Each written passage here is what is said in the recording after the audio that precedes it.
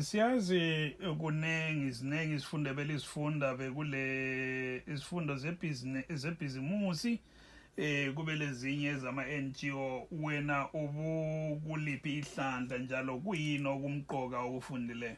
Mina bengikuhlandla elama NGO ngoba bakuthatha ukuthi into engizibhalayo zikhangelele ama human rights yikho ngangena khona so bengihlanganela laba abalama NGO. Okukodwa okumqoka ukufundileyo kuyi engikufundileyo ukuthi amazwe wonke anje jikelele alenkinga ezifananayo so sibuya lapha thina sasicabanga ukuthi hayi sizofundiswa ngabantu beMelika ukuthi sisolve njani inhlupho zethu kodwa engikubonileyo ukuthi hayi labo balazo inhlupho zabo so besincedisana nje ukuthi singabonisana njani. Sengifunda ukuthi nxa mbuyele ekhaya singakhangeleli ukuthi ukhona omunye ozasisiza ama solutions kumele aphume kithi sizilungisele indubo zethu. Abanye abangathanda ukungena kulelo hlelo abasekhaya abasakhulayo abafana lawe kuyini ongabaxwayisa ngakho? Engabaxwayisa ngakho ukuthi uhlelo lolu lukhangelele abantu abalento abayenzayo lapha abahlala khona ukunceda abanye abantu.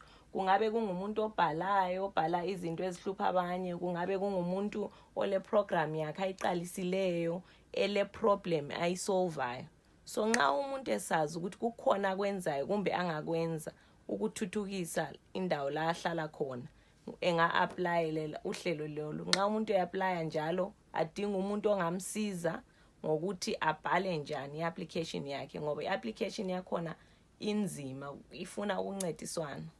Seligqiba lolu hlelo ubuyela nje ekhaya na sufika uvula iNGO yakho inhlanganiso yakho ezimeleyo kumbe uzaqhubeka ubhala kuyini ozakwenza? Hayi mina iNGO ngizatshela abanye bekwenze mina okwami engikuthandayo yikubhala and indaba engibhala ngayo indaba yeground so nxa ngibuyele ekhaya ngiyaqhubeka ngibhala ngayo sizama ukubonisana ukuthi into le yenzakala elizweni lethu singancedisana njani ukuthi ihlungulu ikhangelwe sikhulumisane ngayo sihambeni phambili.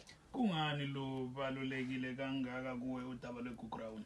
Lubalulekile ngoba mina ekhaya kusekhezi eMatopo so ngilabantu abanengi engibaziyo ababulawayo ngesikhathi segugurawundi. Mina ngangingakazalwa isenzakala igugurawundi kodwa ngilezihlobo zami ezafayo, ngilabo gogo bami abalabantwana abafayo ngaleso sikhathi so into ehlukuluza abantu engiphila labo njalo ngifisa ukuthi ngakungenzakala abantu bethole ukuthula emoyeni yabo.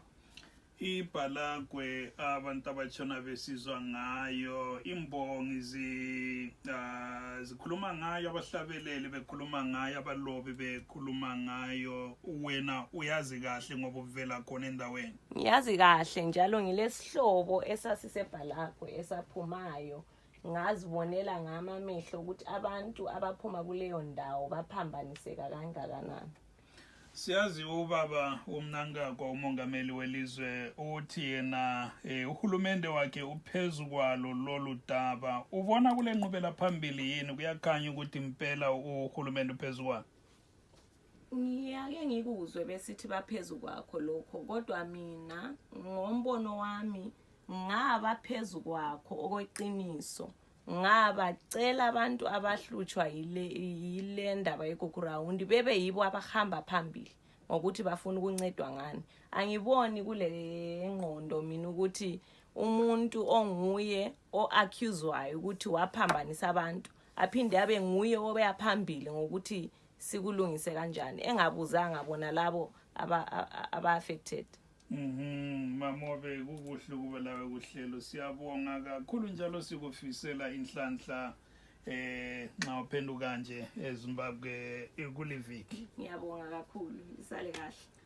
Siyabonga abalaleli lo-ke bekunguthandekile moyo okuhlelo lweMandela Washington Fellowship kwanele olivalelisayo uNtungamili Nkomo. Likhumbule luyalandela uhlelo lwe-Live Talk